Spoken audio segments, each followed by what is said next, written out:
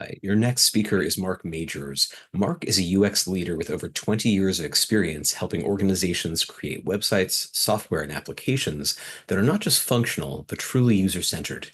He brings a deep understanding of how people think and interact with technology, and he uses that insight to drive meaningful, measurable results. Marc is the author of Make Your Customers Dance, a book that explores how building time into the software development process for user feedback can make all the difference. He's a certified CUA, CXA, and CDPA with Human Factors International. And if you want to dive deeper into his work, you can check him out at marcm.com. That's marcm.com. Please welcome your next speaker, Marc Majors. Thank you, Noah. Really appreciate it. Excited to talk about today's topic because all the things that I'm going to show you amassed over the last 10 years. And I was thinking about this when I was putting this presentation together. These are all the things, the post-it notes that I have sticked to my monitor that I have to remember all the time. So I thought, what if I put them into a presentation and an opportunity to share that with you today? Now, I did want to step back for a second. And recently, it finally dawned on me. You always hear about forests through the trees. And I was like, what does that mean? And it really just means, are you stepping back to understand the big picture? And in user experience design, what's interesting is we always are thinking about strategies and design, but what about those durable skills? What about the things that they don't really teach you in school? You have to understand when you're working inside an organization or help make yourself stronger. And that's what I wanted to talk about today is taking a step back and talking about how we can train our minds. Now, I'm going to give you 7 tips in this talk, but they're going to be underneath these 4 buckets. The first one is mastering time. I'm going to spend a lot of time on mastering your time. Because if you think about it, that's one of those things that you can't get back. And if you can effectively manage it, you can get so much more done. But there's so many books about it. But these are true life things. And all the things I'm going to share with you, once again, are things that I'm doing on a daily basis that I have to remind myself, do these things, or I'm probably going to go south. The second thing is ask questions. So I'm going to give you a framework around how you can ask questions, and I want you to keep that in mind. And then acknowledging change. We talked about AI in this conference. We talked about many things that are happening out there in this space. We know that as constant. How do you adapt to it? And then last is planning for future connections. If you think about it, this is where I've heard a lot of people say, you'll thank your future self.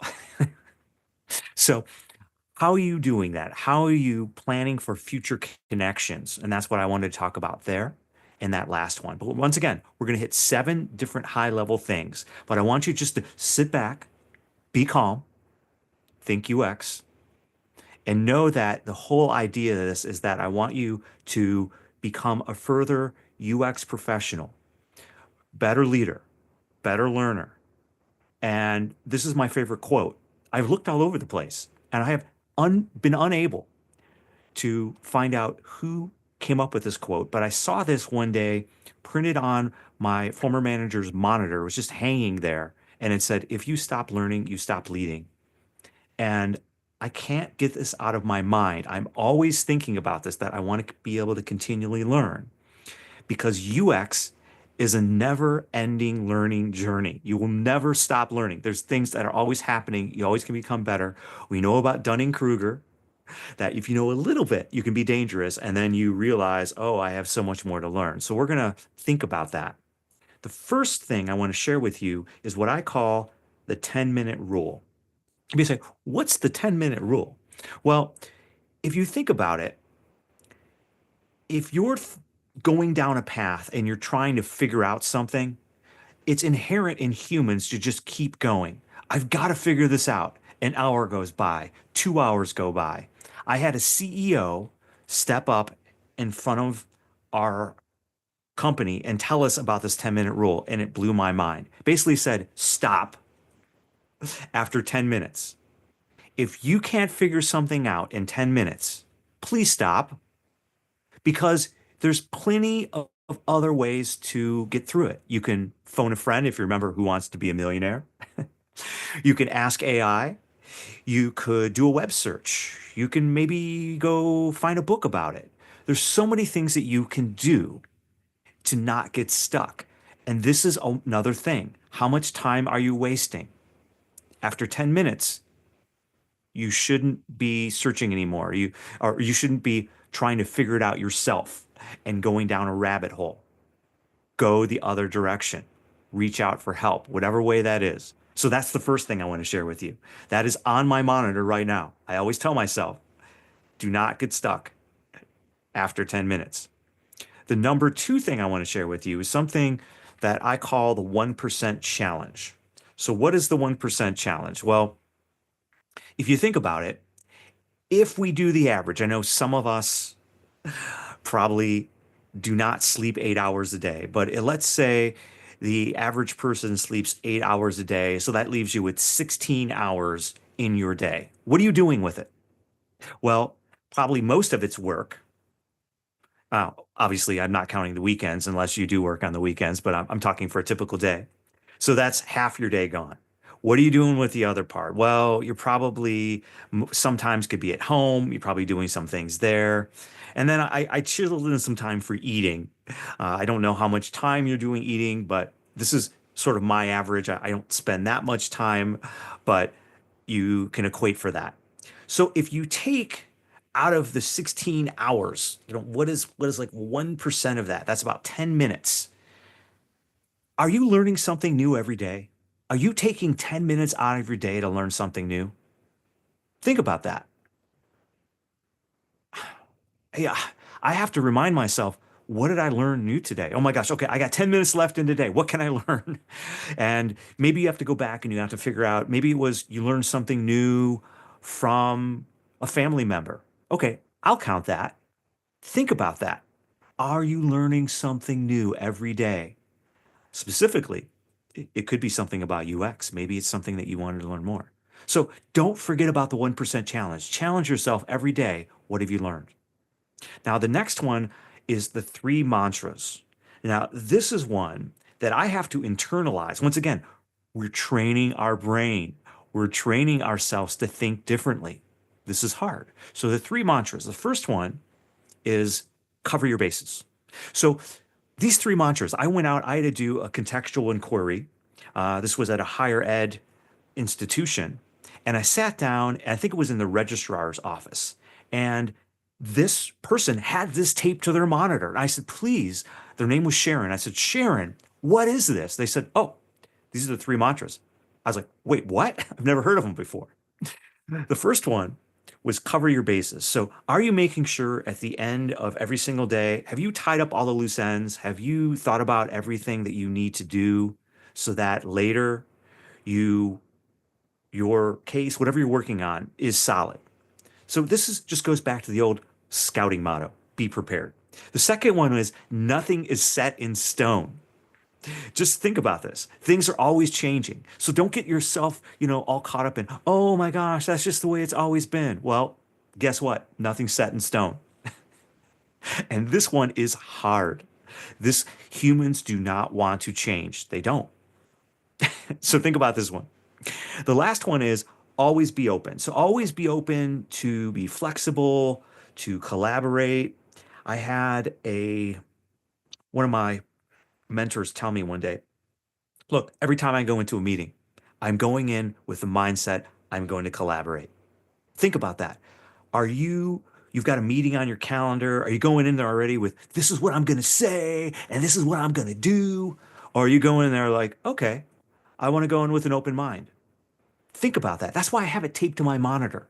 How many meetings are you in a day? Probably a lot. Think about that one. So these are the three mantras. Internalize these. Cover your bases. Nothing's set in stone. Always be open. I can probably do an hour conversation just on this. 4, ask what just happened. And this goes back to a book, Humble Inquiry by Edgar Sheehan, that I was told a few years ago. I never heard of this series. And I was like, oh my gosh, I went up, I purchased all of them. And it's just before something happens, Maybe you hear something smash or crash in the background. It's so hard. You want to react immediately. Oh my gosh, what just happened?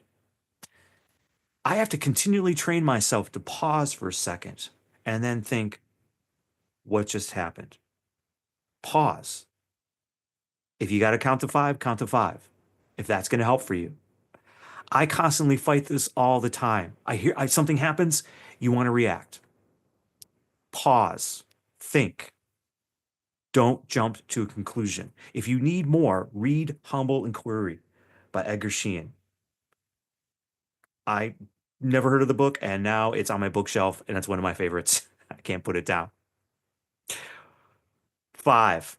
Gonna give you the fifth one here. So this one is interesting to me because, you know, I I violate this one. Well, I used to violate it a lot.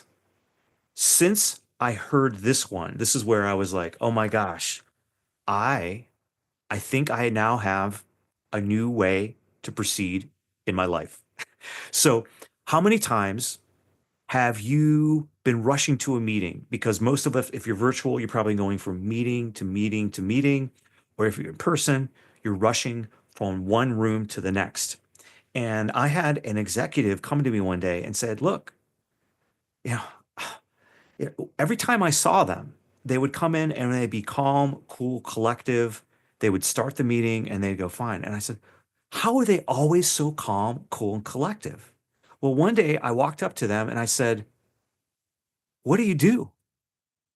How do you always remain so calm, cool, and collective? And they said, oh, well, before I enter a room, whether it's virtual or if it's in person, I take a deep breath. If my hair is not combed, I'll comb my hair. I'll button my shirt, whatever I need to do. It's better to be late to a meeting than to come in disheveled, come into a meeting, you got all these papers, you're trying to get your file folder together, or you're trying to plug in your computer, or you're totally like not in the mindset. And I thought to myself, I said, huh, I never thought about that before. I just assumed, well, you better be there on time. But if you think about that, if you internalize that concept, then be late. If you if you really have to, if you need to collect yourself, it's going to be okay. You can message in chat, sorry, I'm running late. But keep that in mind that these are one of those things where you don't want to make a habit of it. I mean, I'm not telling you to be late to every single meeting. But if you are feeling behind, if there's something, if something happened, if maybe something personal happened, you received a phone call and it's a little shocking, take a moment, go in there calm and collected because you want to bring your best self. And this is one where I'm spending a little more time on this one because this is the one where I think about constantly because I'm in so many meetings per day. And sure, you're preparing for it, but there's always something, maybe you get an update. So think about that one. Number six, this one is interesting. So acknowledge detractors, and I call them detractors. This comes from the book by Shazad Shaim, which is called Positive Intelligence. And I had a coworker tell me about this recently and said, hey, look, you got to read this book. I went out, I bought it. It sat on my shelf. They messaged me. Have you read it yet? No. So I finally read it. Actually, I got the audio version because I was traveling and I was listening to it. Then I went and I purchased, well, first I purchased the physical print, but I never read it. Then I purchased the audiobook. Then I went back to the physical print. And in the book, they call them saboteurs, that every day while you're moving around, there's something that's going to sabotage what you're working on. It could be bad news. It could be anything. Don't dwell on it. What you want to do is you want to acknowledge it, then you want to move on. And one of the challenges with humans is that it could be anything. It could be somebody cuts you off in traffic, or it could be something else. Maybe you received some bad personal news. And we all know it's okay. It's okay to grieve. It's okay to be angry at something that happened, but you got to move on. And that's what the positive intelligence book, there's so many other great things in there. But the one thing that I plucked out that I have on my monitor, once again, these are all things that I have stitched around, my display here. But think about that. If something happens, it's okay to acknowledge it. Just don't dwell on it. So as you're going throughout your day and something occurs, think about that. You can acknowledge that, make an adjustment, and then move on. The challenge is as humans, we go back to it again and we dwell on it. And what's the most fascinating part that I liked about positive intelligence was that to give your saboteur, or like I call it, a detractor, a name. Because they say if you give it a name, it's a lot easier in your mind to dismiss it. So if you want to call it, go away controller, go away, whatever, if you're a fan of Bigfoot, go away Bigfoot, whatever you want to, whatever your name of your saboteur is, but give it a name. And it does work. There's plenty of other great tips that I would recommend in that book, but this is the one. This is the one that happens the most frequently. And that's why I wanted to share it with you today. I thought it was very powerful. The seventh one is this is about, as I talked earlier, about connecting the future. And as a leader, and if you're in user experience, there are a lot of saboteurs. There's a lot of detractors out there that can take away from your day. But the one thing that you can do is empower others. So we just talked about, co-designing, that gives a little opportunity for your stakeholders to help design with you. But I'm talking about what are you working with your coworkers or other folks on your team? How can you empower them? I think the one thing you can do is set others up for success. So one of the things that I have done within the corporation I work at is I'm a firm believer. Every place that I've worked at, I've started a intern program when it comes to design or user experience design. There's so many people out there that are trying to get into this space. It's very hard. But if you can offer them the ability to, and if it's only one seat, if that's all you can do to get in and get their feet wet, it goes so much further that you can ever believe. And I've had the opportunity, I think at this point, I think I've had 14 interns in my career, and they've all gone on to do marvelous things, but it's part of that, empower others. The other thing you can do is on your team, are there opportunities for mentoring? Maybe there's a loan-in that you can bring in from another group where someone on your, maybe a junior researcher or a junior designer can mentor someone else. And they have an opportunity to learn. Or it could be something from an outside group where they can mentor. But this is where you're working with other people to set them up for success. And you're going to be thinking ahead because when you're setting others up for success, you're cultivating it could be someone else that potentially could join your group. It could be spreading the word of the value of user experience. And you can also create a champion program where you could instill in others the values of UX. So think about all these things. What can you do internally at your organization where you can help others and empower them by giving them information so they can be stronger?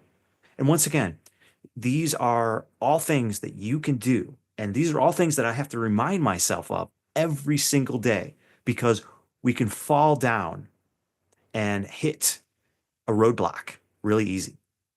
So if you think about this, we are training our minds. Now, the seven things I gave you fall into all of these buckets. They fall into mastering time, a lot on time in here. You think about the 1% challenge. That's about time. Taking 10 minutes out of your day. 10 minutes, that's it. 10 minutes out of your day to learn something new. Also, taking 10 minutes to stop, the 10-minute rule. When you're in trouble, stop. Don't go down a rabbit hole. Don't do that. And think about how you're going to do that.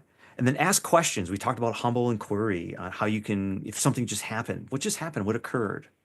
Acknowledging change. We talked about within the three mantras. There's always going to be change. There's always going to be something. Nothing is set in stone. As humans, if you remember, I'm dating myself, but in Wayne's World, Garth feared change and used a hammer to pound a robotic hand because we as humans, we fear change. And then last, empowering others. How are you planning for future connections? How are you thinking about how you are going to help the next future generation? Are you empowering them? Are you giving others opportunities to learn? Because most learn by doing. There's many ways to learn, but I've found that getting hands-on and getting in there is going to extend the furthest in this opportunity, in this realm. Now, I want to let you know that if you are a UX team member of one, because I know there's a lot of out there, I know there's a lot of people out there, that you're not alone. UX is hard. But if you think about these things, which I've heard be coined as durable skills, things that will allow you to communicate better with other team members, allow you to be stronger, better uses of your time, better UX pro, where you are constantly learning. Because once again, if you're not learning, you're not leading. Remember that you have to carve out time every single day to learn something. Force yourself. We're all here together. This is one huge community. And we're definitely glad that you are part of UX. So I wanted to thank HFI. I wanted to thank everyone that was listening to this presentation. I hope there were some good nuggets in there that allowed you to spur up some further questions. So I'll flip it back over to you, Noah. All right. So speaking of questions, a reminder to please put your questions in the Q&A box. Give you guys a moment to do that. Excellent. I do see one question coming through the chat. So I got a question. Let's see. So the question is, how has AI changed any of these tips? Yeah, that's interesting. Well, I think AI has changed a lot. And as you know, not all AI bots are accurate. So Hmm. you can ask a question and maybe 24 hours later, it may give you a different answer. So one of the challenges is, especially with, you think about the 10-minute rule, which is if you get stuck, you're going to reach out to someone for help. I generally tend on reaching out to a human for help. Hmm. And I try not to burn the bridges of the people that I'm asking out for help. If I'm internally at my company, let's say there's 10 people that you can reach out to. Are you continually always asking the same person, hey, by the way, I just wanted to, mix it up? Because Hmm. you may find in your history, you may have been one of those people in the past that someone always seemed to reach out to you when something went wrong. Well, maybe you should mix it up. So think about that. Like it's okay to reach out to people, but maybe mix that up. But I've seen a tendency for people to say, "Oh, I'll just ask AI, what's the answer?" But once again, how accurate is it? I have seen that the paid versions could be theoretically more accurate than the unpaid versions, but I think the jury is out on many of the AI tools and they're getting better every day. But it definitely has changed. It's definitely something you're going to ask. However, I would highly recommend asking another source as well to compare, just like anything else. Yeah, that sounds about right. And like, I'm kind of curious. We heard so many different tips today. Is there any one of those that you would like to emphasize the most to us? Any one of them you think is like most important? Yeah, that's a good question. I mean, I would have to go back here in a couple slides, and I don't want to, I don't want to dizzy the end users here, but I think the one that I think about is this one. And like I said, this one happened when I was just out at a contextual inquiry. It was taped to someone's monitor, and they had these three things like written in their chicken scratch. Yeah. And I took a picture of it, and I said, "Well, what does this mean?" And if you think about these three, how Mm, often are you when you're sending an email out or when you're sending something, are you sure on everything that you just sent? How mm, confident are you on that? And then are you set in your ways? Oh no, it always has to be this way. This is the way. And think about AI. AI is the big disruptor, and everyone's out there. But once again, if you think about the Gartner hype cycle, I don't know where we are in that when it comes to AI, but there's going to be something else coming. And how are you thinking about that? Because things are always changing, and you have to be open to change. And that's what leads into the third one. And I remember asking Sharon as I sat at their desk, what's the difference between nothing set in stone and always open? It seems like they're the same. They're like, mm, they are, but they're slightly different. Whereas if you don't have always open, then you won't be able to get by nothing set in stone. So they kind of work hand in hand where mm. you're still being flexible. You still have an ounce Yeah. of being flexible, but you'd be amazed. I mean, we hear about agile all the way. You mentioned that a couple times. Oh, I'm agile. But how many people are scrum or fall or wagile, where they are still big design up front, but we meet for 15 minutes? So you think about that, even with the development process, are Yeah. you open to change within that? Awesome. Let's see. In the Q&A box, we have a couple of questions. Jishnu Kidile asks, great insights on how one can be a valuable and empathetic designer and team member, Mark. In your experience, what is the ideal way to co-design or collaborate with a client who is not UX or design savvy? Sure. Well, I think the buzzword out there is inclusive design, where you want to make sure that the group that you're bringing in that are designing with you, you have a good representation of all of the stakeholders that may Mm, have a hand in that final decision. So what I've found is calling them together, getting them into, if I guess a virtual room, and putting in front of them what are the considerations? What are, first of all, you're going to want to define what the goals are that you're trying to accomplish. Oh, we want to redesign this screen. Okay, great. What are some of the considerations we should think about on the screen? So, oh, it should have a button so you can purchase, and it should have a column of different options that you'll be able to toggle on and be able to define that. But then also, who is the person that you're building it for? What's that persona? So you're going to want mm, to also define who is the end user and get them into the mindset. But the key to me when you're having those internal sessions is writing out the scenario. And in Agile, that's the story. So typically that scenario is going to have three parts: a task, some type of evaluation, and an action they're going to take. But mm. making sure that you worked with the group, that they're going through the scenario, they're thinking about what to consider on there, and then write out their idea. Either write it down on a piece of paper or type it into words and share that together with your team. I think that's the best way, is get the idea out of their head, but make sure that you define what the constraints are and who you're building it for. Awesome. And we'll push time just a tiny bit to answer this last question. I'll make it Ronald, quick. great. Ronald Remelasio asks, how do you balance the tension between advocating for users and managing business demands? And has that taught you anything about life outside of work? Haha. Wow, that is Yeah. a lot there. Okay, I will try to summarize it in a couple sentences here.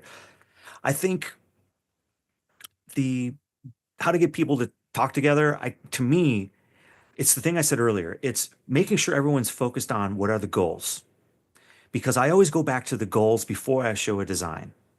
What are we trying to prove here? What are we trying to accomplish? If everyone can agree on the goals, that's going to help. And then what are the considerations? The considerations can be, is this due next week? Or is this due in 30 days? When is this thing going to be launched? Because everyone seems to try to get UX done, and they're trying to figure out how much time is available to do that, because you want to be able to shift left and get the time done. To answer your question, what has taught me? I think it has taught me it's all about time, that you need to plan for time earlier. You have to plan for more discovery in everything that you do. Whatever that is, you're going to mow your lawn, take a look out there before you mow it. Is there a swamp in the back before your lawnmower stalls out? You would be amazed how many people just rush right into something and then you stall, literally stall. So I think that's what I've learned the most. Beautiful. All right. Thank So you. that wraps our session with Marc Majors. Please give Marc a big round of virtual applause with the emotes. Thanks so much, Marc.